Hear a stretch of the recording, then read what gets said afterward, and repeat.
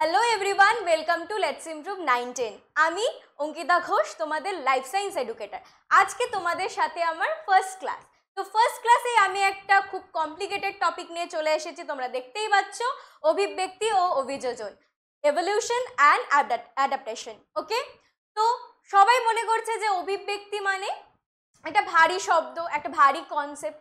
সেটা কিছুই না, অভিব্যক্তি আসলে একটা খুব সোজা এবং সরল বিষয়। তোমরা ভিডিওর মাধ্যমেই কিন্তু এটা বুঝে যাবে, ঠিক আছে?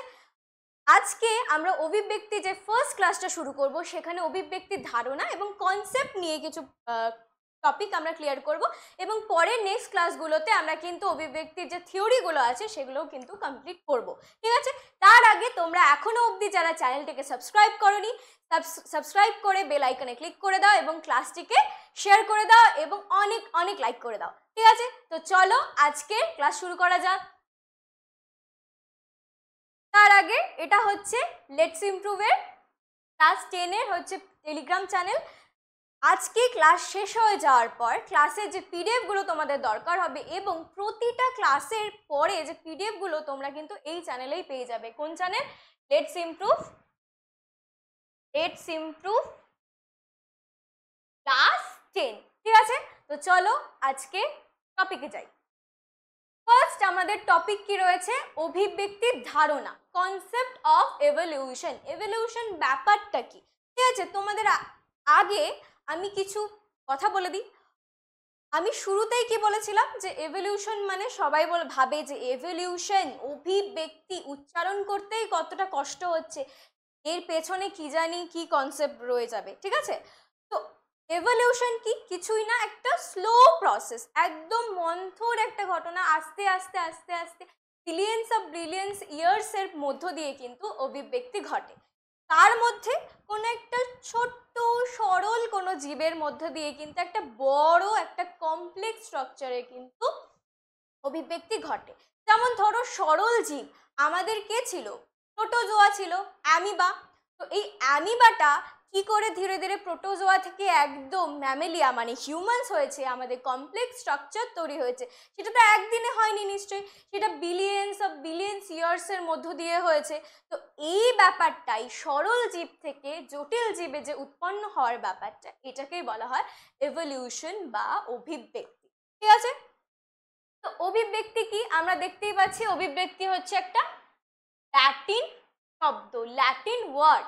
ওকে, ইভলভারি থেকে এভলিউশন কথাটি উৎপত্তি হয়েছে। ওকে, ল্যাটিন ওয়ার্ড ইভলভারি কথাটি থেকে কিন্তু এভলিউশন এই কথাটির উৎপত্তি হয়েছে, যার অর্থ ক্রমবিকাশ। যার অর্থ কি? যার অর্থ হচ্ছে ক্রমবিকাশ। ওকে, জৈব অভিব্যক্তি বলতে জীবের ক্রমবিকাশকে বোঝায়। জৈব কেন? জৈব কথাটার মানে কি? জৈব কথাটার মানে যা জীবিত, মানে লিভিং। ওকে, কোনো ধরো কাঠের কি তুমি অভিব্যক্তি দেখতে পাবে? কোনো পাথরের কি অভিব্যক্তি দেখতে পাবে? যখন একটা বড় পাথর ছোট পাথরে রূপান্তরিত হয় ঠিকই, কিন্তু ওর মধ্যে অভিব্যক্তি হবে কোথা থেকে? ও তো সজীবী না। যেটা লিভিং অর্গানিজম তার মধ্যেই কিন্তু অভিব্যক্তি দেখা যায়, ঠিক আছে? তাই জন্য হচ্ছে জৈব অভিব্যক্তি। ক্লিয়ার? জৈব অভিব্যক্তি বলতে জীবের ক্রমবিকাশকে বোঝায়, ঠিক আছে? ধীরে ধীরে ধীরে যে বিকাশ হচ্ছে সেটাকে বোঝায়। শিক্ষাবিদ হার্বার্ট স্পেন্সার, নামটা সবাই নোট করে রাখো, হার্বার্ট স্পেন্সার। এখানে ইংলিশ নামটা আমি দিয়ে দিয়েছি, স্পেলিংটা। হার্বার্ট স্পেন্সারের মতে কোনো জৈবিক বিকাশ যখন মন্থর, মন্থর মানে খুব স্লোলি প্রসেস, ওকে, অথচ গতিশীল, গতিশীল মানে এই যে এভলিউশন, এই যে প্রোটোজোয়া থেকে এই যে ম্যামেলস তৈরি হয়েছে, বা মোনেরা থেকে যে ম্যামেলস তৈরি হয়েছে, বা আদার অন্যান্য লিভিং অর্গানিজম তৈরি হয়েছে, সেটাকে একদিনে না, অনেক অনেক অনেক অনেক বছর ধরে, এবং এটার গতিশীল, কখনোই থেমে নেই যে একবার পরিফেরা তৈরি হলো, ঠিক আছে এখন স্টপ করে দিচ্ছি, 1-2 বছর 1 বিলিয়ন ইয়ার, তারপরে নিডারিয়া হবে, তারপরে আবার স্টপ করে দিচ্ছি, আবার তারপরে এভলিউশন হবে, এরকম হয় না, ঠিক আছে? এভলিউশন সবসময় চলতে থাকে এবং এখনো চলছে, ঠিক আছে?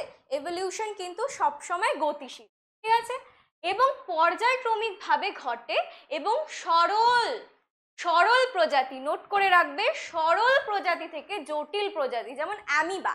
অ্যামিবাকে দেখাই, এই যে আমাদের পেয়ারা সা অ্যামিবা, যার কোনো ডেফিনেট স্ট্রাকচার নেই, ঠিক আছে, তার কোনো ডেফিনেট স্ট্রাকচার নেই। অ্যামিবা, এর মধ্যে ফুড অর্গানিজমগুলো থাকে, ভ্যাকুয়াল থাকে, ঠিক আছে।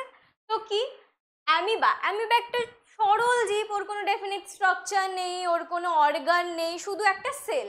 কিন্তু আমরা যদি হিউম্যানসকে দেখি বা কোনো আদার্স অ্যানিমালকে দেখি, তার মধ্যে কি কি আছে, তার মধ্যে সার্কুলেশন আছে, এক্সক্রিশন আছে, ব্রিদিং প্রসেস আছে, বিভিন্ন ধরনের মেকানিজম কিন্তু একটা সিঙ্গল বডিতে দেখা যায়।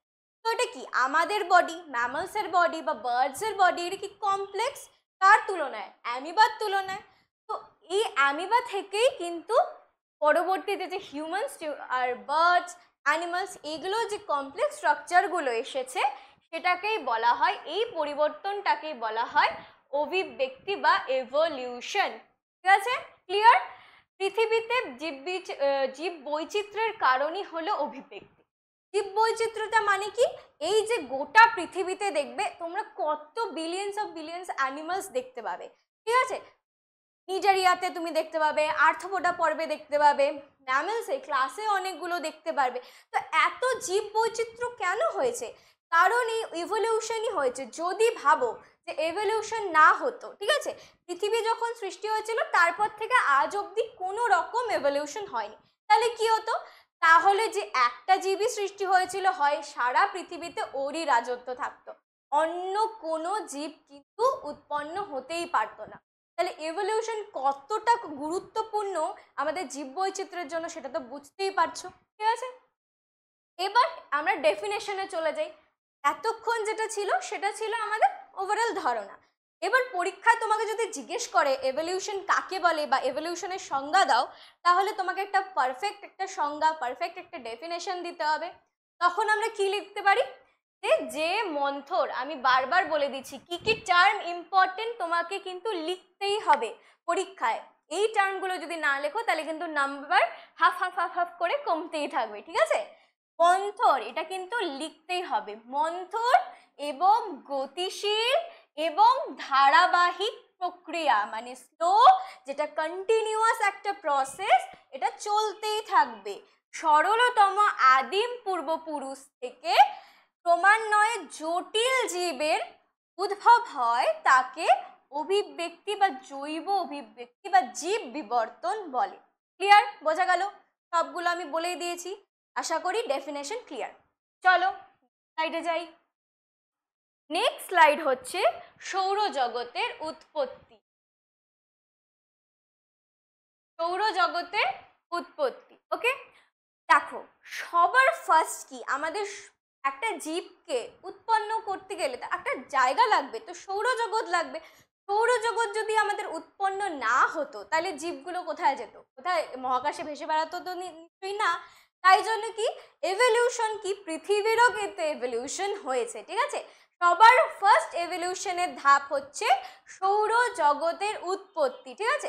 সৌরজগতের উৎপত্তি মানে সৌরজগৎ কি আগে, সৌরজগৎ হচ্ছে কি আমাদের কি আকাশগঙ্গা ছায়াপথ, তার মধ্যে কি মাঝখানে একটা সূর্য রয়েছে, এই যে একটা এখানে একটা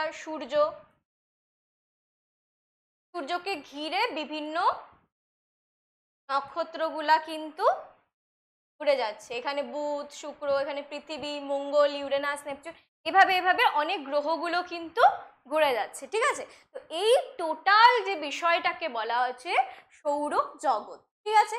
তো এই সৌরজগতের উৎপত্তিটা কি করে হয়েছে সেটা নিয়ে কিন্তু অনেক অনেক থিওরি রয়েছে, অনেক বিজ্ঞানী অনেক রকম করে ভাবে, ঠিক আছে। কেউ ভাবে যে সূর্যের থেকে একটা অংশ বিচ্ছিন্ন হয়ে সৌরজগতে মানে পৃথিবীর সৃষ্টি হয়েছে এবং আলাদা গ্রহ যেগুলো ছিল ওগুলো সৃষ্টি হয়েছে। অথবা কেউ মনে করে যে মহাকাশে অনেক ঘন যে মেঘের সঞ্চার ছিল একসাথে কনডেনসেশন বা ঘনীভূত হয়ে হচ্ছে পৃথিবী বা অন্যান্য গ্রহের সৃষ্টি হয়েছে। তো অনেকগুলো থিসিস রয়েছে, তার মধ্যে সবচেয়ে ইম্পর্টেন্ট থিসিস হচ্ছে নেবুলার হাইপোথিসিস। আমি এখানে লিখে দিচ্ছি এ উ আর হাইপোথিস,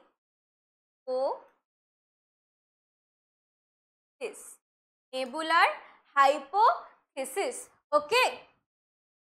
তো কি হচ্ছে, ফার্স্টে কি বলেছে, সৌরজগতের উৎপত্তি, origin of solar system. Cart and Laplace এর মতবাদ অনুযায়ী সৌরজগতের উৎপত্তি হয় হচ্ছে উত্তপ্ত গ্যাসীয় পুঞ্জ থেকে। ঠিক আছে, কি বলেছে যে সৌরজগতের যে উৎপত্তিটা হয় সেটা কি গ্যাসীয় পুঞ্জ থেকে, বিভিন্ন রকমের গ্যাস, আয়োনাইজড গ্যাস, ওরা কি করে একসাথে মিলে সৌরজগতের উৎপত্তি করেছে। ঠিক আছে, ল্যাপলেস একেই নেবুলা বলেছে। কি নেবুলা, কি বলেছে নেবুলা। ছবি দেখাচ্ছি চলো, এটা হচ্ছে একটা সৌরজগতের উৎপত্তি ডায়াগ্রাম বলতে পারো। তো এখানে কিছু আয়োনাইজড গ্যাস রয়েছে, ঠিক আছে, বিভিন্ন রকম গ্যাস, এগুলো কি হয়েছে একসাথে একত্রিত হয়ে এই যে এখানে কিন্তু একটা নেবুলা গঠন করছে। নেবুলা, নেবুলা গঠন করে। তারপর নেবুলা থেকে কি হচ্ছে, পৃথিবীর সৃষ্টি সম্বন্ধীয় সর্বাধিক প্রচলিত এই মতবাদ, এই দরকার নেই, এই প্রচলিত এই মতবাদ, এই নেবুলার হাইপোথিসিসকেই কিন্তু সর্বাপেক্ষা গ্রহণযোগ্য বলে মনে করা হয়। নেবুলার হাইপোথিসিস ছাড়াও তোমরা প্ল্যানেটেসিমাল হাইপোথিসিস জেনে থাকবে, ক্লাস 9-এ কিন্তু ফার্স্ট চ্যাপ্টারে ছিল নেবুলার হাইপোথিসিস এবং প্ল্যানেটেসিমাল হাইপোথিসিস। ঠিক আছে, তো কি বলেছে, 10,000 থেকে 20,000 মিলিয়নস বছর আগে মহাকাশে ঘন বস্তুর পিণ্ডের অস্তিত্ব ছিল। তার মধ্যে কি কি ছিল, নিউট্রন ছিল, প্রোটন ছিল এবং ইলেকট্রন ছিল। এই সদৃশ কণাগুলো উত্তপ্ত বস্তু পিণ্ড এক সময়ে বিস্ফোরিত হয়ে নীহারিকা পুঞ্জ গঠন করে। নীহারিকা পুঞ্জ মানে কিন্তু নেবুলা। ঠিক আছে, নীহারিকা পুঞ্জ মানে হচ্ছে নেবুলা। ঠিক আছে, এইসব ইলেকট্রন, প্রোটন, নিউট্রন, এগুলো বিভিন্ন কণাগুলো একসাথে ঘনীভূত হয়ে হয়ে নীহারিকা পুঞ্জ বা নেবুলা গঠন করে। ঠিক আছে, এই বিরাট মাত্রায় তারপরে কি ব্রাস্ট করে। এই দেখো ছবিতে দেখতে পাবে, এই যে এটা নেবুলা গঠন করে তারপর এখানে হচ্ছে একসাথে সবগুলো ব্রাস্ট করে গেছে। ঠিক আছে, তারপরে এই বিরাট মাত্রায় বিস্ফোরণকে বলে বিগ ব্যাং।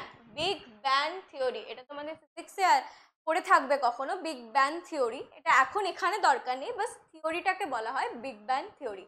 ওকে, এই বিস্ফোরণের মাধ্যমে ব্রহ্মাণ্ডের সৃষ্টি হয়। তো নেবুলার হাইপোথিসিস কি বলেছে, যে প্রথমে কিছু আয়নাইজড গ্যাস থাকবে, সেগুলো কন্ডেনসেশন হয়ে একটা নীহারিকা বা নেবুলা গঠন করবে। সেই নেবুলাটাকে বিস্ফোরণের মাধ্যমে ফেটে যাবে। তারপরে হচ্ছে এই বিস্ফোরণকে বলা হয় বিগ ব্যাং থিওরি। এইভাবেই হচ্ছে সৌরজগতের সৃষ্টি হয়েছে বলে মনে করেছেন বিজ্ঞানীরা। ঠিক আছে, চলো নেক্সট হচ্ছে আমাদের, এই দেখো এখানে নেবুলা, এখানে বিস্ফোরণ হলো, এখানে কিন্তু সৌরজগতের সৃষ্টি, সূর্য রয়েছে মাঝখানে, বাকিগুলো পরপর। ওকে, চলো নেক্সট, জীবনের উৎপত্তি বা অরিজিন অফ লাইফ। সূর্যের তো উৎপত্তি হয়ে গেল, ঠিক আছে, সূর্য একটা জ্বলন্ত আগুনের গোলা, তারপরে বিভিন্ন গ্রহ উৎপন্ন হয়ে গেল, ওখান থেকে কি হয়ে গেল, তোমার সৌরজগৎ হয়ে গেল। এইবার কি হবে, প্রাণের সঞ্চার হতে হবে, তো না হলে সরল জীব থেকে জটিল আসবে কি করে, আমরা কি করে এলাম। তো সেই হিসাবে হচ্ছে জীবনের উৎপত্তি বা অরিজিন অফ লাইফ। ঠিক আছে, কি বলেছে, তবে আনুমানিক 300 কোটি বছর আগে সমুদ্রের জলে জীবের আবির্ভাব হয়েছে বলে বিজ্ঞানীদের ধারণা।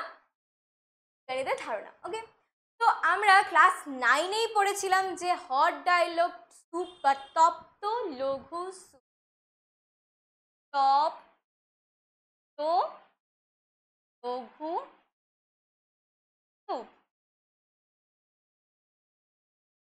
ওকে, কে দিয়েছে, হ্যালডেন, তাই দিয়েছে তো, জানাও কমেন্টে। ঠিক আছে, তপ্ত লঘু স্যুপ। ঠিক আছে, পৃথিবীর যে প্রাণ প্রথমে সৃষ্টি হয়েছিল পুরোটা কি ছিল, ওয়াটারে ঘেরা ছিল, পুরোটা একদম পুরো সারফেসটা জলে পুরো ঘেরা ছিল। তো বেসিকভাবেই কি, যে জলেই জীবের সঞ্চার হবে। তো বিজ্ঞানীরা সেই মতোই বলেছে সমুদ্রের জলেই হচ্ছে সরি, প্রথম প্রাণের সঞ্চার ঘটেছে। বিজ্ঞানী ওপারিন, এই যে দেখো ইনি, এই বিজ্ঞানী হচ্ছে ওপারিন, কি বলেছে? এই মত ব্যক্ত করেন যে আদিম পৃথিবীর সরল যৌগগুলি ধীরে ধীরে অধিকতর জটিল জৈব যৌগে পরিণত হয়েছে বিদ্যুৎ শক্তির প্রভাবে, তবে অতিবেগুনি রশ্মি ও মহাজাগতিক বিকিরণের ফলে। পরবর্তীকালে হ্যালডেন জীব সৃষ্টির সম্বন্ধে একই মতবাদ ব্যক্ত করেন। জীব সৃষ্টির সম্বন্ধে ওপারিন ও হ্যালডেনের মতবাদকে রাসায়নিক বিবর্তনবাদ বলা হয়। কি বলা হয়? রাসায়নিক বিবর্তনবাদ। তো কি ফার্স্টে কি বলেছিল ওপারিন? কি বলেছিল? সূর্য থেকে তো ইউভি লাইট আসছে আমরা জানি, এবং কি হচ্ছে যখন আমাদের মেঘ সৃষ্টি হচ্ছে, বিদ্যুৎ পড়ছে, এই বিদ্যুৎ পড়ে এবং ইউভি লাইটের প্রভাবে কি সমুদ্রের জলে বিভিন্ন প্রাণের বিভিন্ন যে পদার্থগুলো থাকবে, কোলয়েড থাকবে বা প্রোটিন থাকবে, এগুলো একসাথে মিলে নতুন জীবের সঞ্চার করেছে। ঠিক আছে, এটা ফার্স্ট কে বলেছিল? বিজ্ঞানী ওপারিন। এ দেখো বিজ্ঞানীকে এরকম দেখতে, ওপারিন। ঠিক আছে, তো ওপারিন সেটা বলেছিল। তারপর হ্যালডেন কি বলেছে? যে হ্যালডেন, ওটা দেখো 10 বছর পর, ঠিক আছে, এটা হচ্ছে 1920, এটা হচ্ছে 1930, 10 বছর পর হচ্ছে একই মতবাদ কে দেন? বিজ্ঞানী হ্যালডেন। হ্যালডেন কি বলেছে? যে আমি বললাম হ্যালডেনের তপ্ত লঘু স্যুপ, ঠিক আছে, তপ্ত লঘু স্যুপ বা হট ডাইলট স্যুপ। ঠিক আছে, তো কি একই মতবাদ দেয় যে হ্যাঁ ওপারিন ঠিকই বলেছিল যে পৃথিবীতে জীবের সঞ্চার ঘটেছিল ওই বিদ্যুৎলিঙ্গ এবং ইউভি লাইটের প্রভাবে। ঠিক আছে, এই সংক্রান্ত যে একদম মতবাদ আছে যেটা মিলার আর উরের পরীক্ষা, সেটাও কিন্তু আমরা আজকেই পড়বো, সেটা কিন্তু ক্লাসের একদম শেষে। ঠিক আছে, চলো এই মতবাদকে দুজনের একসাথে কি বলা হয়? রাসায়নিক বিবর্তন বা কি বলা হয়? চলো অন্য কালি দিয়ে দেখাই। কোন কালি? পার্পল।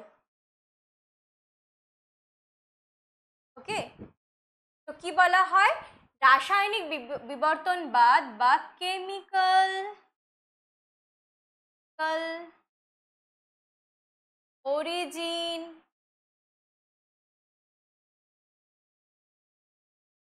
Of life. ওকে, কি বলা হয়?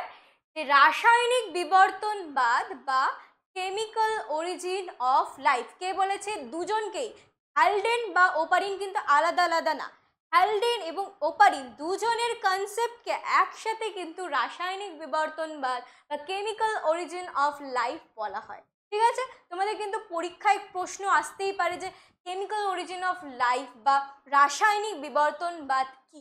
ঠিক আছে, চলো দেখে নিই রাসায়নিক বিবর্তনবাদে হ্যালডেন আর ওপারিন কি বলেছিল। ঠিক আছে, তো এখানে রয়েছে কি কেমিক্যাল অরিজিন অফ লাইফ। তো ফার্স্টে কি হয়? জৈব যৌগের উৎপত্তি হবে। নিশ্চয়ই, জলের মধ্যেই তো জৈব যৌগের উৎপত্তি হবে, সেটা তো আমরা আগেই জেনে গেলাম। ঠিক আছে, জৈব যৌগের উৎপত্তির ফার্স্ট প্রসেসটা হচ্ছে কি, প্রথমে কার্বন যৌগ সৃষ্টি হয়েছিল জলের, মানে ফার্স্টে কি ছিল? হাইড্রোকার্বন সৃষ্টি। হাইড্রোকার্বন সৃষ্টি, তোমরা হাইড্রোকার্বন মানে জানো, যার মধ্যে হাইড্রোজেন এবং কার্বন, আদার্স মলিকিউলের সাথেও হাইড্রোজেন এবং কার্বন কিন্তু থাকবেই, হাইড্রোকার্বন। প্রথমে কার্বন জৈব যৌগের সৃষ্টি হয়েছিল, সেটি ছিল হাইড্রোকার্বন। ঠিক আছে, যেমন অ্যাসিটিলিন, মিথেন, ইথিলিন ইত্যাদি। চলো একটা স্লাইড নিই। তো কি প্রথমে কার্বন কার্বন আর হাইড্রোজেন, ওকে, কার্বন এবং হাইড্রোজেন এবং আরেকটা কার্বন এবং হাইড্রোজেন বিক্রিয়া করে কি করেছিল? অ্যাসিটিলিন। আমি কি করব? কার্বন কার্বন কার্বনের কটা হাত থাকে? 4টে। একটা হাতে দিয়ে দাও তোমার হাইড্রোজেনকে, হয়ে গেল, আরো 3টে হাত বেঁচে থাকবে। এ পাশে আমি আরেকটা কার্বন নিলাম, তো কি আরেকটা যে হাত আছে ওটা দিয়ে দাও কাকে? হাইড্রোজেনকে। এরও 3টা বাকি, এরও 3টা বাকি, করে দাও এদের মধ্যে 3টা বন্ড। কি হয়ে গেল? অ্যাসিটিলিন। কি যৌগ হয়ে গেল? অ্যাসিটিলিন। অ্যাসিটিলিন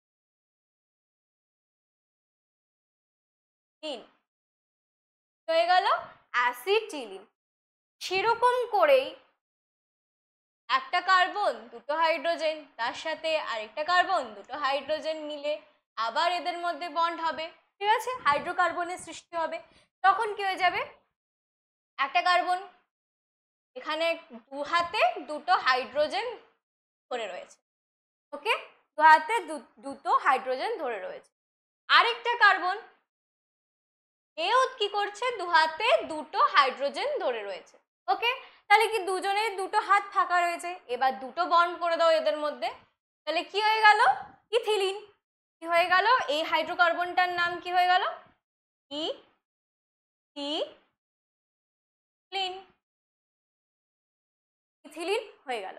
নেক্সট কি আরো হতে পারে, সেটা হচ্ছে আবার সিএইচ সিএইচ, এরকম করে কি হচ্ছে, আরেকটা হাইড্রোকার্বন তৈরি হচ্ছে, যেটা খুব ইম্পর্টেন্ট হাইড্রোকার্বন, সেটা হচ্ছে মিথেন।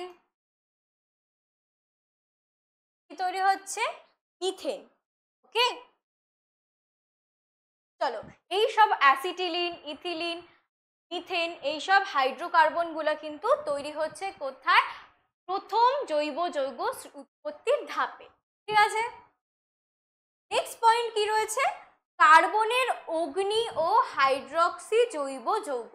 এখানে সম্পৃক্ত ও অসম্পৃক্ত হাইড্রোকার্বন উত্তপ্ত বাষ্পের সঙ্গে বিক্রিয়া করে সৃষ্টি হয়েছিল অক্সি ও হাইড্রক্সি যৌগ, যেমন অ্যালডিহাইড, কিটোন, অ্যাসিড এবং ইত্যাদি।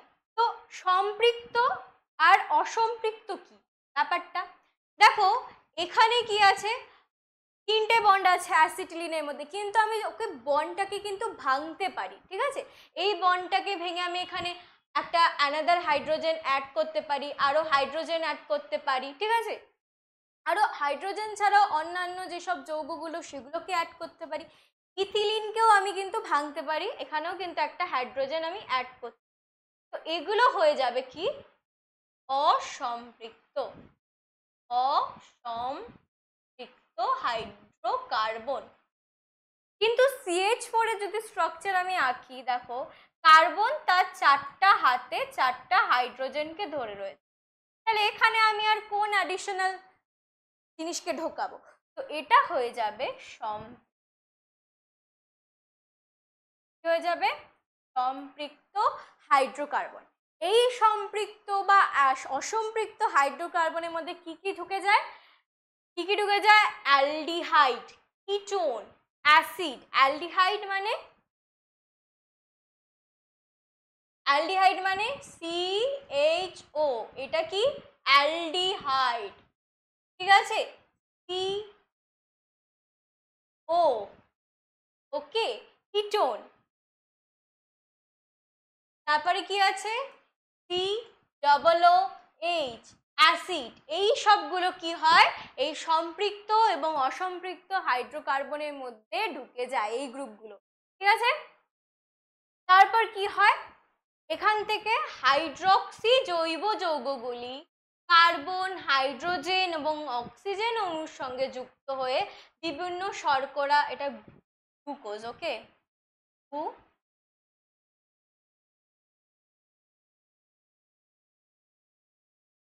গ্লুকোজ, ওকে।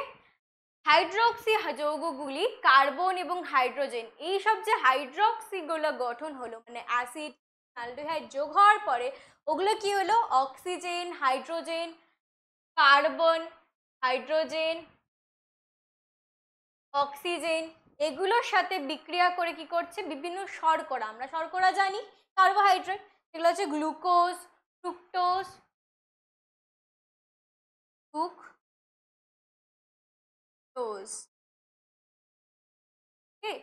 গ্লুকোজ, ফ্রুক্টোজ, সুক্রোজ ইত্যাদি সৃষ্টি হয়েছিল। তো শর্করার সৃষ্টি আমাদের ডান, ওকে। শর্করা সৃষ্টি হওয়ার পর কি হয়, স্নেহ পদার্থ। স্নেহ পদার্থ মানে কি হচ্ছে, স্নেহ পদার্থ মানে লিপিড বা ফ্যাটের সঞ্চার হচ্ছে, ঠিক আছে, কি লিপিড বা ফ্যাটের। এবং কিটোন প্রথমে ঘনীভূত হয়ে পলিমার গঠন করে এবং তাদের জারণের ফলে ফ্যাটি অ্যাসিড গঠিত হয়। আদি সমুদ্রে ফ্যাটি অ্যাসিড গ্লিসারল যুক্ত হয়ে ফ্যাট বা স্নেহ পদার্থর সৃষ্টি হয়। ঠিক আছে, তো কি হলো, ফার্স্টে হাইড্রোকার্বন সৃষ্টি হলো, তার মধ্যে কি অ্যাসিটিলিন, মিথেন, ইথিলিন এগুলো গঠন হলো। তারপর কি হাইড্রক্সি গঠন হলো, কি অ্যালডিহাইড ঢুকে গেল, কিটোন গ্রুপ ঢুকে গেল, অ্যাসিড গ্রুপ ঢুকে গেল। তারপরে ওগুলো থেকে কি কার্বোহাইড্রেট সৃষ্টি হলো। কার্বোহাইড্রেট সৃষ্টি হওয়ার পর লিপিড সৃষ্টি হলো। লিপিড সৃষ্টি হওয়ার পর অ্যামাইনো অ্যাসিড, খুব ইম্পর্টেন্ট। ঠিক আছে, তোমরা পড়ে এসছো জৈব যৌগ ক্লাস 10-এই। তো অ্যামাইনো অ্যাসিড মানে প্রোটিনের প্রাথমিক একক, ভীষণ ভীষণ এসেন্সিয়াল একটা মলিকিউল, বায়োমলিকিউল, সেটা হচ্ছে অ্যামাইনো অ্যাসিড। ওকে, তো অ্যামাইনো অ্যাসিড কি করছে, হাইড্রোকার্বন যৌগগুলি অ্যামোনিয়া এবং জলের সাথে অ্যামাইনো অ্যাসিড ক্রিয়া করে। অ্যামাইনো অ্যাসিডের যদি স্ট্রাকচার লিখিয়ে তোমাদের লাগবে না, তাও বলি যে এখানে একটা এন,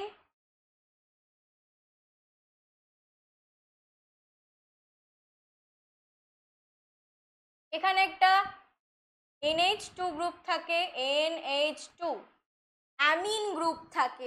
ঠিক আছে, আর এখানে একটা অ্যাসিড গ্রুপ থাকে, আর এখানে একটা হাইড্রোজেন থাকে, আর এখানে একটা আর থাকে, যে কোনো অ্যালকিল গ্রুপ থাকতে পারে। ঠিক আছে, এটা কি amino acid, amino acid.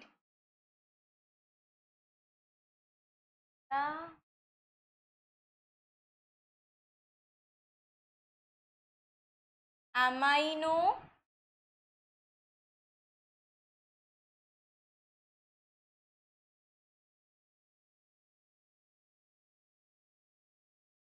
Amino acid. কেন, এখানে অ্যামিনো গ্রুপও আছে, অ্যাসিড গ্রুপও আছে। ঠিক আছে, অ্যামিনো অ্যাসিড গঠন করে অ্যামোনিয়া এবং জলের বিক্রিয়া। ঠিক আছে, অ্যামোনিয়া আমরা জানি NH কি, তাই তো, নাকি অন্য কিছু, কমেন্টে জানো।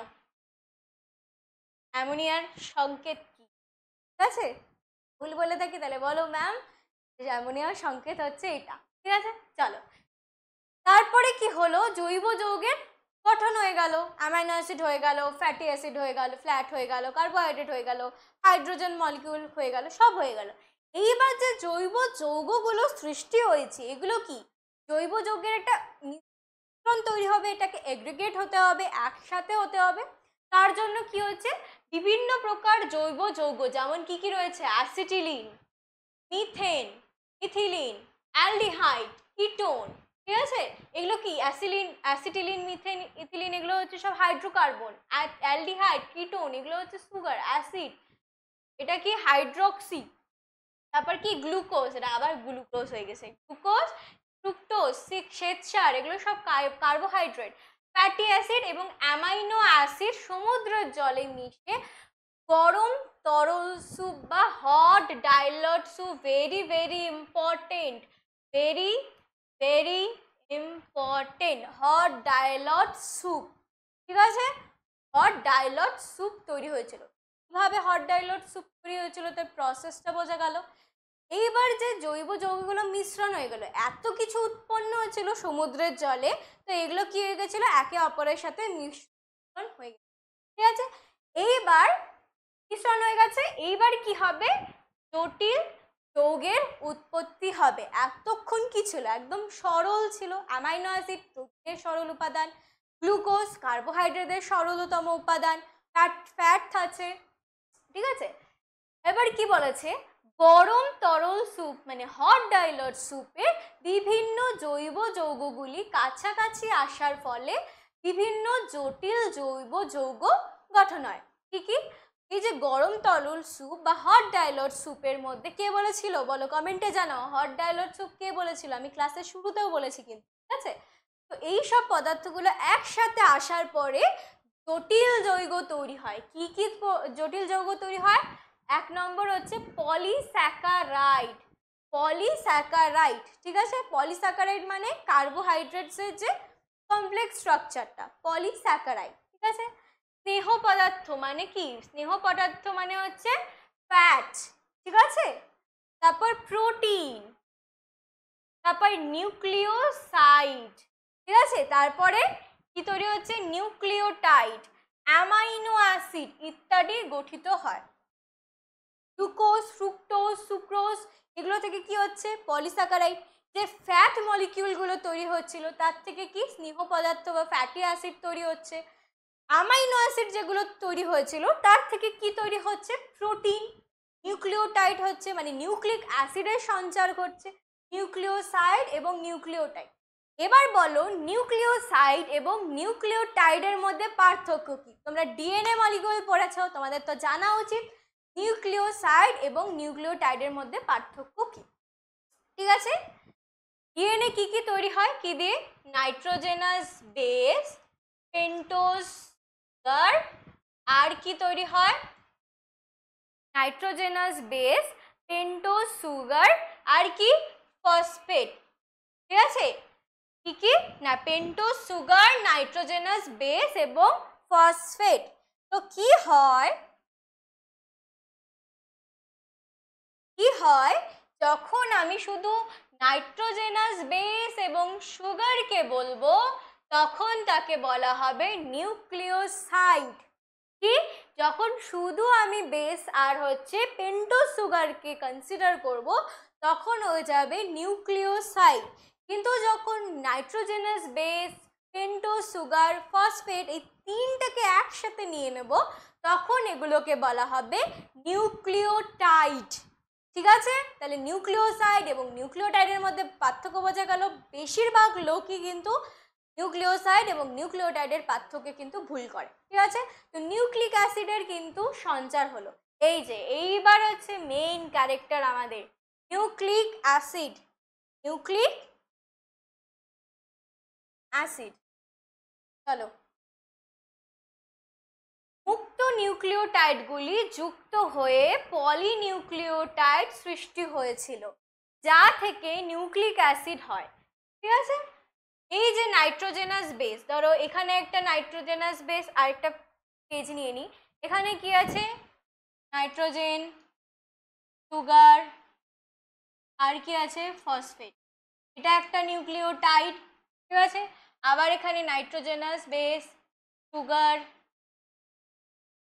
আবার ফসফেট, এটাও একটা নিউক্লিওটাইড। আবার নাইট্রোজেনাস বেস, সুগার,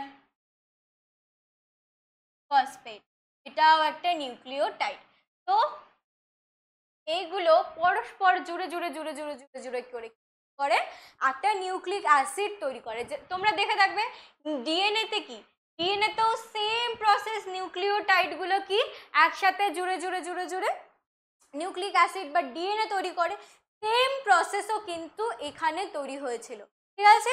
একটা সিঙ্গল নিউক্লিওটাইডগুলো একসাথে জুড়ে জুড়ে পলিনিউক্লিওটাইড চেন গঠন করে বা নিউক্লিক অ্যাসিড গঠন করে। ঠিক আছে। বিজ্ঞানীরা মনে করেন প্রথমে আরএনএ প্রকৃতির অ্যামাইনো অ্যাসিড মানে অ্যাসিড সৃষ্টি হয়েছিল, মানে আরএনএ সৃষ্টি হয়েছিল। ডিএনএর আগে কি ছিল? আরএনএ। যে আরএনএ সৃষ্টি হয়েছিল বলে বিজ্ঞানীরা ফার্স্ট মনে করেছে। ঠিক আছে। আরএনএ কি সিঙ্গেল স্ট্র্যান্ড থাকে, ডিএনএ কি ডাবল স্ট্র্যান্ডেড থাকে। এগুলি প্রোটিনবিহীন নিউক্লিয় পর্দা দ্বারা আবৃত না থাকায় এদের নগ্ন জিন বলা হয়, নেকেড জিন বা নগ্ন জিন। ঠিক আছে। পরে ডিএনএ গঠিত হয়। ঠিক আছে। এগুলো কি প্রোটিনবিহীন হয়েছিল আরএনএ গুলো এবং নিউক্লিয় পর্দা দ্বারা আবৃত ছিল না, তাই জন্য এদেরকে নগ্ন জিন বলা হয়। এখানে একটা জেনে রেখোর কনসেপ্ট আমি দিয়েছিলাম।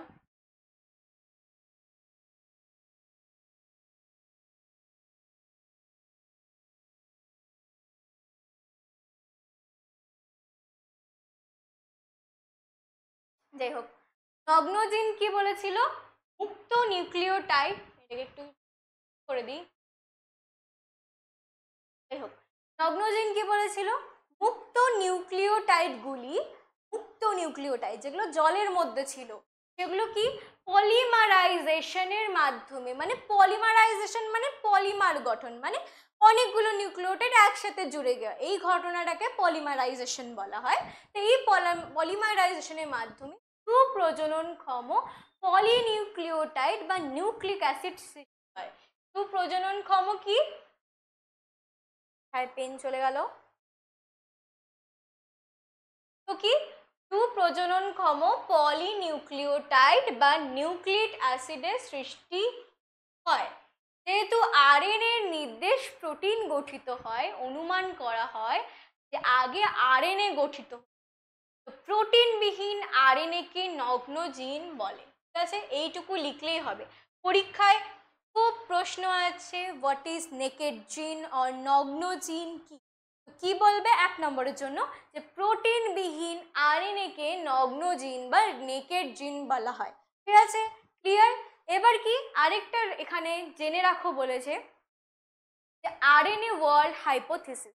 আরএনএ ওয়ার্ল্ড হাইপোথিসিসে কি বলেছে? এটি একটি তত্ত্ব।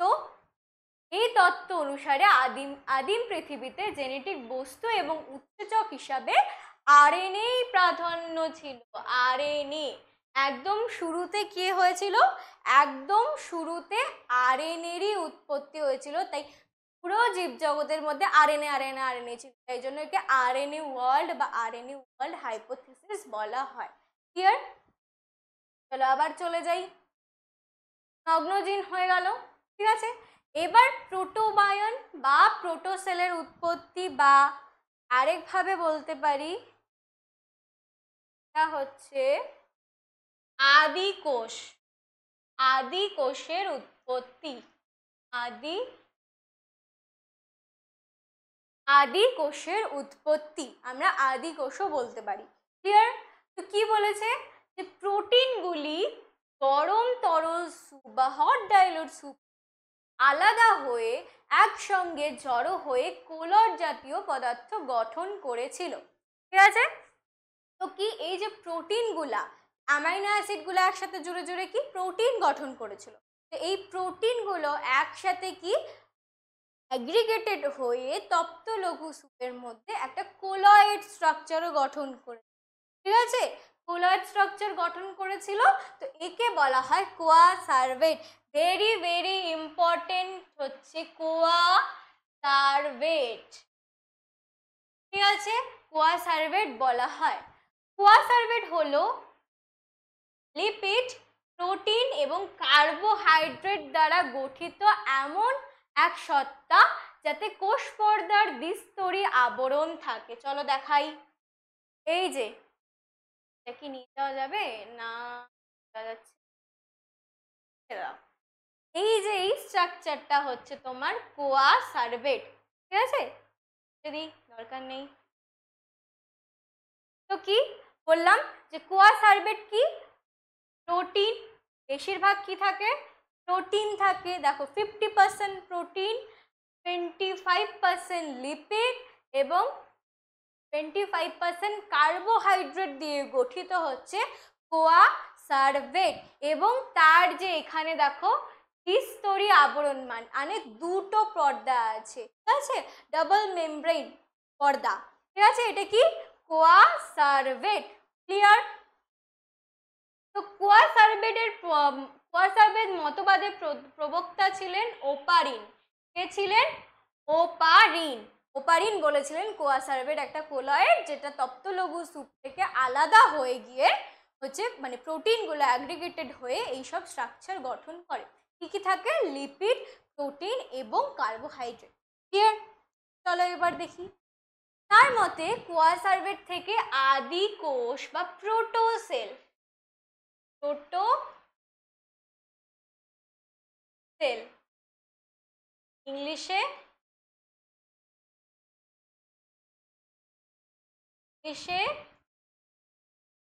প্রোটোসেল ওকে বলা হয়েছিল। কি বিজ্ঞানী ওপারিনের মতে যে কোয়া সার্ভেট গুলো থেকে কিন্তু প্রথম আদি কোষ বা প্রোটোসেলের সৃষ্টি। ক্লিয়ার? বিজ্ঞানী ফক্স কত সালে? 1965। ওটা কি 1920? বিজ্ঞানী ফক্স 1965-এ প্রকাশ করেন যে কোষ সৃষ্টি হয় মাইক্রোস্ফিয়ার থেকে। Another term, microsphere. Okay, microsphere কি বলেছে? মাইক্রোস্ফিয়ার হলো অর্ধবেদ্য পর্দা বিস্তৃত প্রোটিনের একটি গঠন। ঠিক আছে, মাইক্রোস্ফিয়ার কি? অর্ধবেদ্য পর্দা। অর্ধবেদ্য পর্দা মানে তোমরা জানো, ঠিক আছে, অভিস্রবণের ক্ষেত্রে যেই পর্দাটা লাগে সেটা অর্ধবেদ্য পর্দা।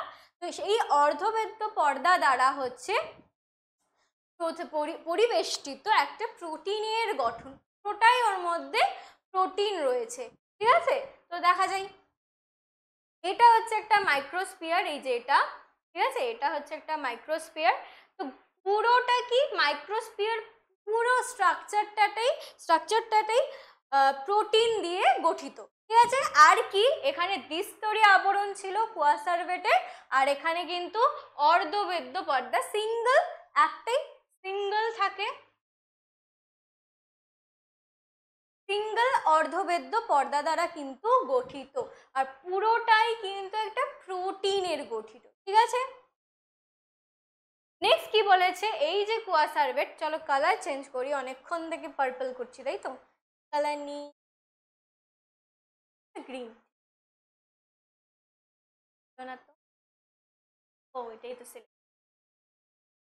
চলো, তো কি কোয়াসার্ভেট আর মাইক্রোস্ফিয়ারের সঙ্গে কি যুক্ত হয়ে যায়? Nucleic acid. ওই যে তরল সুপের মধ্যে নিউক্লিক অ্যাসিড হচ্ছে এসেছিল, ওই নিউক্লিওটাইডগুলো জুড়ে জুড়ে নিউক্লিক অ্যাসিড উৎপন্ন করেছিল, সেই নিউক্লিক অ্যাসিডগুলো কি হয়? কোয়াসার্ভেট এবং মাইক্রোস্ফিয়ারে ঢুকে যায়। তারপরে কি হয়? প্রথম কোষ বা আদি কোষ বা প্রোটোবায়ন বা প্রোটোসেল, তিনটে নাম, প্রথম কোষ বা চারটে অ্যাকচুয়ালি, প্রথম কোষ, আদি কোষ, প্রোটোবায়ন্ট অর প্রোটোসেলের সৃষ্টি হয়। ঠিক আছে, সুতরাং প্রথম কোষ সৃষ্টি হয়েছিল কিন্তু জলে। কোয়েশ্চেন আসে পরীক্ষায় যে প্রথম কোষ কোথায় সৃষ্টি হয়েছিল, অ্যান্সার হবে সমুদ্রের জলে। তো বোঝা গেল এটা হচ্ছে আমার প্রোটোবায়ন বা আদি কোষের স্ট্রাকচার। ঠিক আছে, কোষ থেকে বলি, কোয়াসার্ভেটে কি হবে? কোয়াসার্ভেট হচ্ছে একটা কলয়েড, যা কি প্রোটিন, কার্বোহাইড্রেট এবং লিপিড থাকবে এবং বাইরেটা দ্বিস্তরী আবরণ হবে। ঠিক আছে, মাইক্রোস্ফিয়ার হচ্ছে পুরোটাই প্রোটিনের একটা ডেন্স স্ট্রাকচার হবে, আর সেমি পারমিয়েবল অর্ধবেদ্য পর্দা দ্বারা কিন্তু পরিবেষ্টিত থাকবে। ওকে, আর হচ্ছে এটা হচ্ছে প্রোটোবায়ন বা আদি কোষ বা প্রোটোসেল, যাই বলো না কেন, কোয়াসার্ভেট বা মাইক্রোস্ফিয়ারের মধ্যে কিন্তু ওই নিউক্লিক অ্যাসিডগুলো ঢুকে আদি কোষ বা প্রোটোসেলের উৎপত্তি হয়। ঠিক আছে, এখানে তোমার হাইড্রোফোবিক হেড রয়েছে, হাইড্রোফিলিক হেড, হাইড্রোফোবিক, এটা অত ইম্পর্টেন্ট না, বাস ছবির জন্য। চলো নেক্সট, ভীষণ ইম্পর্টেন্ট, পরীক্ষায় আসে। ঠিক আছে, বলে যে কোয়াসার্ভেট এবং মাইক্রোস্ফিয়ারের মধ্যে কি পার্থক্য আছে, ভীষণ ইম্পর্টেন্ট। ওকে, এটা কিন্তু 2 মার্কসের জন্য বা 3 মার্কসের জন্য আসে। তো ওকে,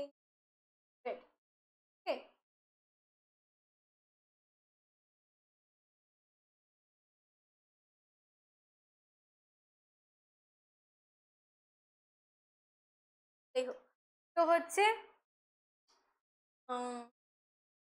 মাইক্রোস্ফিয়ার এবং কোয়াসার্ভেটের কিন্তু 2 মার্কসের কোয়েশ্চেন আসতে পারে। এবার তোমাদের কি কোয়েশ্চেন, তোমরা যদি নাম্বার বাড়াতে চাও, যদি তোমাদের বলে 2 মার্কস দেয়, তোমরা সবসময় 4টে করে পার্থক্য লিখবে, যদি 3 মার্কস দেয় তাহলে 6টা করে পার্থক্য।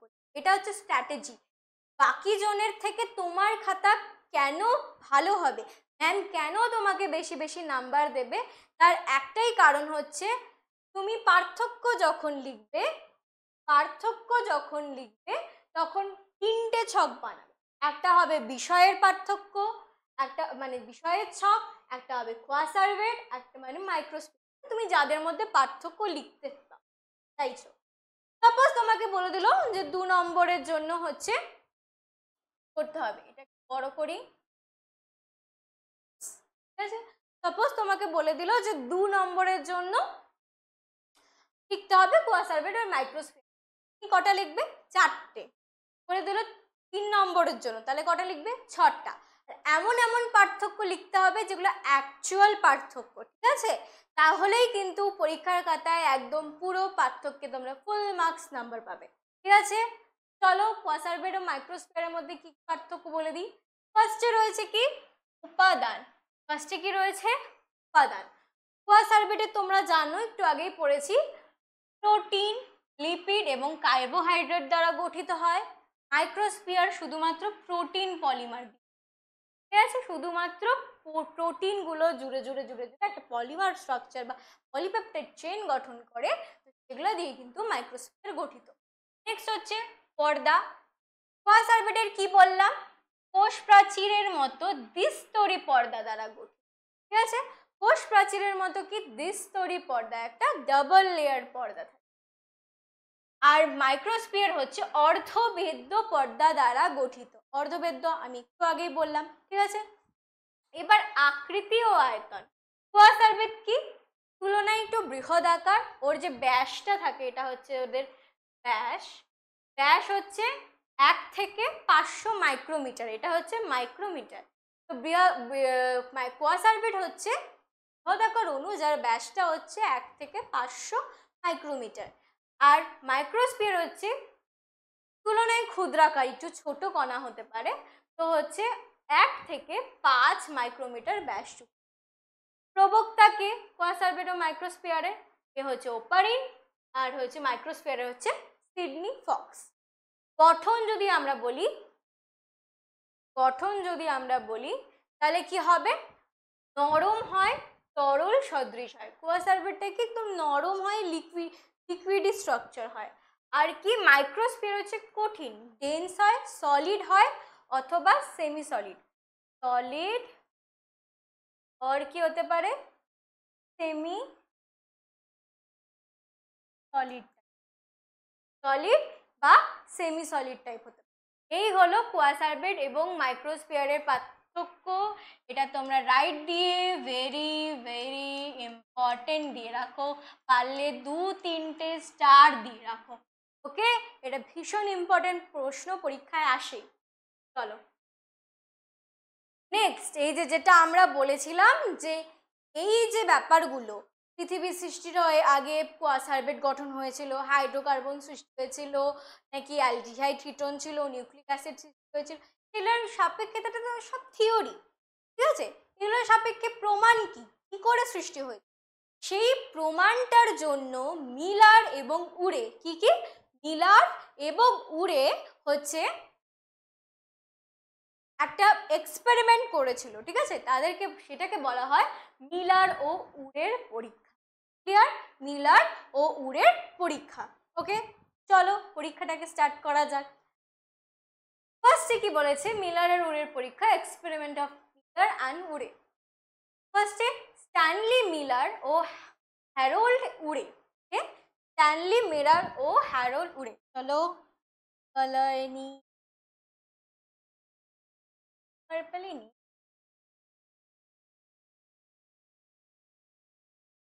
তো কি বলেছে? স্ট্যানলি মিলার ও হ্যারোল্ড উরে কত 1953 খ্রিস্টাব্দে একটি বিশেষ যন্ত্রের আবিষ্কার করেছে। পরীক্ষা দ্বারা বিভিন্ন জৈব যৌগ সম্পর্কে তথ্য দেন এবং প্রমাণ করেন ওপারিন ও হ্যালজেনের রাসায়নিক সংশ্লেষ সম্পর্কে। ঠিক আছে? তো কি ওপারিন ও হ্যালডেন কি থিওরিটিক্যাল বলেছিল যে এই ব্যাপারগুলো হয়, এইটাকে প্রুফ করার জন্য মিলার আর উরে একরকম যন্ত্রের ব্যবস্থা করেছিল। যন্ত্রটা দেখতে এরকম, ঠিক আছে? এরকম একটা স্ট্রাকচার, একটু বড় করে দিই।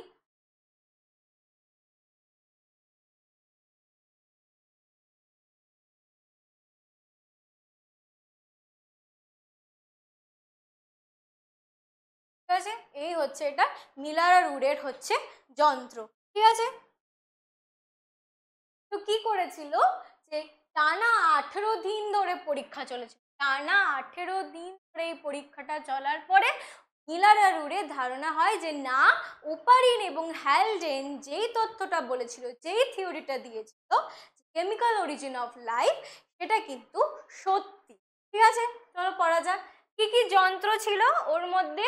তড়িৎ সংযোগযুক্ত টাংস্টেন তার ছিল, নির্মিত দুটি ইলেকট্রোড ছিল, আর গোলাকার কাচের ফ্লাস্ক ছিল, যেরকম গোলাকার ফ্লাস্ক থাকে, গোলতল ফ্লাস্ক, আর কি ইউ আকৃতির নল ছিল, আর ঘনীভবন যন্ত্র বা কন্ডেন্সার ছিল। ঠিক আছে, মিলারের উড়ের পরীক্ষায় কি কি যন্ত্রপাতি ইউজ করেছিল এগুলোও কিন্তু পরীক্ষায় আসে, যদি তোমাদের কোয়েশ্চেন টাফ হয়ে যায়। ঠিক আছে, আমাদের সময় আমরা যখন তোমাদের মতো তখন কিন্তু এরকম যে মিলারের উড়ে তার পরীক্ষায় কি কি যন্ত্রপাতি ইউজ করেছিল সেগুলো কিন্তু এসেছিল। ঠিক আছে, তো কিছুই না, গোলতল ফ্লাস্ক, ইউ আকৃতির কাচের নল, আর কন্ডেন্সার ইউজ করেছিল, আর টাংস্টেন তার ছিল, আর ইলেকট্রোড তৈরি করা যাতে বিদ্যুৎ স্ফুলিঙ্গ পাঠানো যায়। তো পরীক্ষায় কি করেছিল? প্রথমে একটা বড় গোলাকার ফ্লাস্কে, হ্যাঁ ফ্লাস্ক,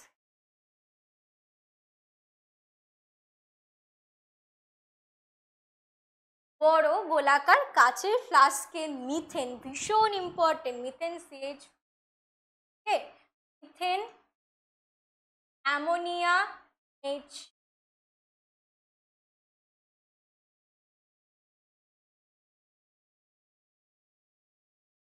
এবং হাইড্রোজেন H, কি কি নিয়েছিল? মিথেন CH4, আর কি ছিল? অ্যামোনিয়া NH3, আর কি ছিল? হাইড্রোজেন। এটাকে কত অনুপাত? ভীষণ ভীষণ ভীষণ ইম্পর্টেন্ট, 2:2:1, 2:2:1। এটার কিন্তু অনুপাতটা পরীক্ষার সময় ভীষণ ভীষণ জিজ্ঞেস করে, যে মিলার আর উড়ের পরীক্ষায় যে যে অনুপাতে নিয়েছিল যেসব যৌগগুলো, সেগুলো হচ্ছে লেখো এবং অনুপাতটা বর্ণনা করো। তো কি মিথেন, অ্যামোনিয়া এবং H2 হাইড্রোজেন হচ্ছে 2:2 অনুপাতে নিয়ে কি করেছিল? জলীয় বাষ্পের মধ্যে, এখানে যে ছিল গোলতল ফ্লাস্কে নিয়ে জলীয় বাষ্পের মধ্যে ও হচ্ছে রাখে। ঠিক আছে, এবং গোলতল ফ্লাস্ক থেকে ফোটানো জলের বাষ্প নলের মাধ্যমে গোলাকার ফ্লাস্কে আসে। চলো দেখি, এই যে তোমার এখানে দেখো একটা গোলতল পুরো ফ্লাস্ক রয়েছে, এখানে কি মিথেন, অ্যামোনিয়া এবং হাইড্রোজেন। ঠিক আছে, হচ্ছে সরি সরি এখানে হচ্ছে অ্যামোনিয়া, মিথেন এবং হাইড্রোজেন হচ্ছে, সরি এখানে হচ্ছে জলীয় বাষ্পের মধ্যে রেখে দিয়েছে। ঠিক আছে, জলীয় বাষ্পের মধ্যে এগুলো রয়েছে, হাইড্রোজেন। ঠিক আছে, তারপর এই গোলতল ফ্লাস্কের মধ্যে হচ্ছে ফোটানো জলের বাষ্প নলের মাধ্যমে গোলাকার ফ্লাস্কে আছে। এই যে এখান থেকে যে বাষ্পগুলো উৎপন্ন হচ্ছে এর মধ্যে কি আছে? CH4, NH3, hydrogen. এই গ্যাসগুলো ফুটন্ত জলের সাথে কি হচ্ছে? ফুটন্ত জলের সাথে হচ্ছে এদিক দিয়ে দিয়ে এই গোলাকার পুরো ফ্লাস্কটার মধ্যে আসছে। ঠিক আছে, তারপর কি টাংস্টেন ইলেকট্রোডের সাহায্যে বড় গোলাকার ফ্লাস্কে প্রায় 60,000 ভোল্টেজ বিদ্যুৎ প্রয়োগ করা হয়। ঠিক আছে, ইলেকট্রোডের সাহায্যে দেখো এখানে, এই যে এখানে লেখা আছে যে তড়িৎদ্বার, এখানে একটা ইলেকট্রোড, এখানে একটা তড়িৎদ্বার, এই ইলেকট্রোডের সাহায্যে 60,000 ভোল্টেজের হচ্ছে বিদ্যুৎ স্ফুলিঙ্গ প্রয়োগ করা হয়। এই দেখো এখানে এই যে এরকম একটা স্ট্রাকচার রয়েছে, এখানে হচ্ছে বিদ্যুৎ স্ফুলিঙ্গ তৈরি করা হয়েছে। ঠিক আছে, তারপর কি বলেছে? ছোট ফ্লাস্কের জলকে ক্রমাগত উত্তপ্ত করার ফলে জলীয় বাষ্প প্রবাহিত হতে থাকে।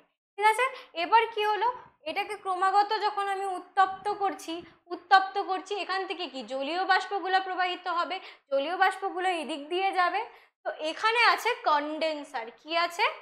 কন্ডেন্সার মানে যে ঠান্ডা করে দিবে জলীয় বাষ্পগুলো। ঠিক আছে, তো কি আছে? ঘনীভবন যন্ত্র বা কন্ডেন্সার আছে। উৎপন্ন জৈব যৌগ ইউ আকৃতির নলের মাধ্যমে জমা হয়, 1 সপ্তাহ ধরে ঘটনাটা চলে। এই যে ইউ আকৃতির নলের মধ্যে দিয়ে এখান দিয়ে হচ্ছে ঠান্ডা জলের প্রবাহ হচ্ছে, আর এখান থেকে যে জলীয় বাষ্পগুলো যাচ্ছে তো গরম, এই কন্ডেন্সারটা থাকার ফলে কি হচ্ছে ওই জলীয় বাষ্পগুলো ঠান্ডা হয়ে যাচ্ছে। ঠিক আছে, এবার কি হচ্ছে ইউ আকৃতির নলের মাধ্যম দিয়ে ওই হচ্ছে জমা হচ্ছে। দেখো এখানে ইউ আকৃতির নল, এখানে এখানে হচ্ছে সব এগুলো জমা হচ্ছে। তো এই জমা যৌগগুলোর মধ্যে কি কি থাকে? উৎপন্ন যৌগ। কি কি যৌগ উৎপন্ন হয় চলো দেখি। ফার্স্টে হচ্ছে উৎপন্ন যৌগকে ক্রোমাটোগ্রাফি পদার্থগুলি হলো গ্লাইসিন। কি আছে ওর মধ্যে? খুব ইম্পর্টেন্ট, কি কি যৌগ উৎপন্ন হয়, ভেরি ভেরি ইম্পর্টেন্ট। ওকে, ফার্স্টে হচ্ছে গ্লাইসিন, দেন গ্লাইকোলিক অ্যাসিড, ওকে, দেন অ্যালানিন আকৃতি এবং বিশ্লেষণের মাধ্যমে সমাপ্ত করা হয়। আর কি কি হয়? Lactic acid, succinic acid, aspartic acid, formic acid, acetic acid, urea এবং আরো অনেক যৌগ। ঠিক আছে, কি কি উৎপন্ন হয় তোমাদের এত কিছু মনে রাখার দরকার নেই, তোমরা উৎপন্ন জৈব যৌগ মনে রাখতে পারো। এই কয়েকটা ল্যাকটিক অ্যাসিড তোমাদের চেনা, তারপরে হচ্ছে অ্যাসিটিক অ্যাসিড তোমাদের চেনা, ইউরিয়া চেনা, ফর্মিক অ্যাসিড চেনা। তো এই ধরনের জৈব যৌগগুলো কিন্তু তোমরা মনে রাখতে পারো। ঠিক আছে, এছাড়াও আরো অনেক যৌগ তৈরি হয়েছিল। তার মানে কি, যে এই যে পরীক্ষাটা হলো এখানে হচ্ছে বিভিন্ন প্রকার ওই যে অ্যামোনিয়া, মিথেন এবং হাইড্রোজেন এগুলো একসাথে মিলে হচ্ছে জলের সাথে বিক্রিয়া করে বিভিন্ন ধরনের জৈব যৌগ কিন্তু গঠন করেছিল। ঠিক আছে, এছাড়া তিনি অ্যাডেনিন উৎপন্ন করতে সক্ষম হয়েছিল। ঠিক আছে, এগুলি প্রাণ সৃষ্টির প্রাথমিক উপাদান। এই যে জৈব যৌগগুলো সৃষ্টি হয়েছিল সেই জৈব যৌগগুলো থেকে পরবর্তীতে কিন্তু প্রথম প্রাণের সঞ্চার হয়েছিল পৃথিবী। ঠিক আছে, তো কি হলো নেক্সট হচ্ছে আরেকবার বলি যে ফার্স্টে একটা গোলতল ফ্লাক্সে CH2 অ্যামোনিয়া এবং হাইড্রোজেন 2:1 অনুপাতে নিয়েছিল, তার মধ্যে কি ওদেরকে ফুটিয়েছিল। তারপর একটা নলের মাধ্যমে এই বাষ্পগুলো ভেপারগুলো একটা গোলতল মানে ফ্লাস্কের মধ্যে যাচ্ছে। তো ওখানে কি দুটো ইলেকট্রোড বা তড়িৎদ্বার রাখা রয়েছে, সেখানে বিদ্যুৎ স্ফুলিঙ্গ করা হয়। ওই যে আমাদের পৃথিবী পৃষ্ঠি শুরু হওয়ার আগে মিলার এবং ওপারিন বলেছিল, কি বলেছিল যে বিদ্যুৎ স্ফুলিঙ্গের ফলে এই জলের মধ্যে বিদ্যুৎ পড়ার ফলে নতুন জৈব যৌগের সৃষ্টি হয়। ওই বিদ্যুৎটাকে এখানে ইলেকট্রোডের মাধ্যমে বিদ্যুতের হচ্ছে সৃষ্টি করা হয়েছিল। তার ফলে এই যে মিথেন, অ্যামোনিয়া, হাইড্রোজেন এই গ্যাসগুলো কি জলের সাথে বিক্রিয়া করে করে তারপরে এই ভেপারটাকে কন্ডেন্সারের মাধ্যমে হচ্ছে আমাদের ঠান্ডা করা হয়। ঠান্ডা করার পরে একটা ফ্লাস্কে এটাকে স্টোর করে নেওয়া হয়। তো ওই ফ্লাস্কটা যদি আমি অ্যানালাইসিস করি তাহলে দেখতে পাবো যেখানে urea, aspartic acid, formic acid, glycine এগুলো ধরনের জৈব যৌগ কিন্তু উৎপন্ন হয়। এটাই ছিল মিলার আর উরের পরীক্ষা। এটা কি প্রমাণ করে? যে কেমিক্যাল অরিজিন অফ লাইফ। কি প্রমাণ করে? যে কেমিক্যাল অরিজিন অফ লাইফ প্রমাণ করে কি মিলার এবং উরের পরীক্ষা। ক্লিয়ার? চলো এবার আমরা সিদ্ধান্তটা দেখে নিই। কি সিদ্ধান্তে আসলো মিলার এবং উরে?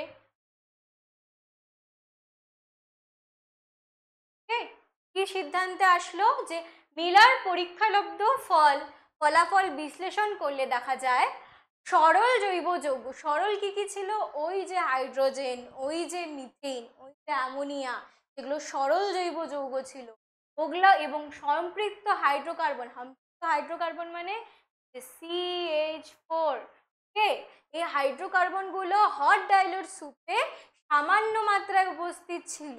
ঠিক আছে, এই উপাদানগুলি পরস্পর এর সঙ্গে ঘনীভূত হয়, পরস্পরের সাথে কি বিক্রিয়া করে কন্ডেন্স হয়, ঘনীভূত হয়ে পলিমারাইজেশন ঘটে, মানে অনেকগুলো পরপর পরপর একসাথে জুড়ে জুড়ে, অর্থাৎ একই ধরনের যৌগের ক্ষুদ্র অণুগুলি একত্রিত হয় এবং এইভাবে জটিল যৌগের উৎপন্ন হয়।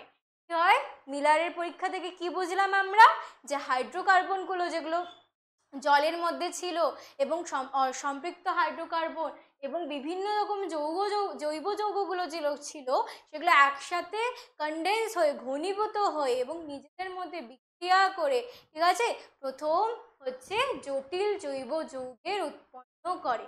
ঠিক আছে, মিলার আর উরের পরীক্ষাটা কিন্তু ভীষণ ভীষণ ইম্পর্টেন্ট। ঠিক আছে, তো নেক্সট ক্লাসে আমরা কি পড়ব, নেক্সট ক্লাসে আমরা পড়ব অভিব্যক্তি, মুখ্য ঘটনাবলী এবং জৈব অভিব্যক্তির মতবাদ। অভিব্যক্তির মুখ্য ঘটনাগুলি বলি এবং জৈব অভিব্যক্তির মতবাদ, যেটা ল্যামার্কবাদ এবং ডারউইনবাদ পড়ব। পরের ক্লাসটাও কিন্তু ইম্পর্টেন্ট, ল্যামার্ক আর ডারউইনের। ঠিক আছে, চলো, থ্যাংক ইউ এভরিওয়ান। আজকের ক্লাসটা কিন্তু এখানেই। তোমাদের কেমন লাগলো সেটা কিন্তু জানাও, কমেন্ট করো এবং ক্লাসটাকে ভীষণ ভীষণ ভীষণ লাইক করো এবং শেয়ার করে দাও। ঠিক আছে, ক্লাসের শুরুতেই বলেছি আজকের ক্লাসের পিডিএফ তোমরা যথারীতি লেটস ইমপ্রুভ ক্লাস 10-এ পেয়ে যাবে। ঠিক আছে, তো তোমরা টেলিগ্রাম চ্যানেলে অবশ্যই জয়েন করে যাও। আর লাস্টলি এই চ্যানেলটিকে কিন্তু সাবস্ক্রাইব করতে ভুলো না, আর বেল আইকনে ক্লিক করে দাও, আর ভিডিওগুলোকে শেয়ার করে দাও এবং লাইক করে দাও। দেখা হচ্ছে পরের ক্লাস, ততক্ষণে যেন টাটা।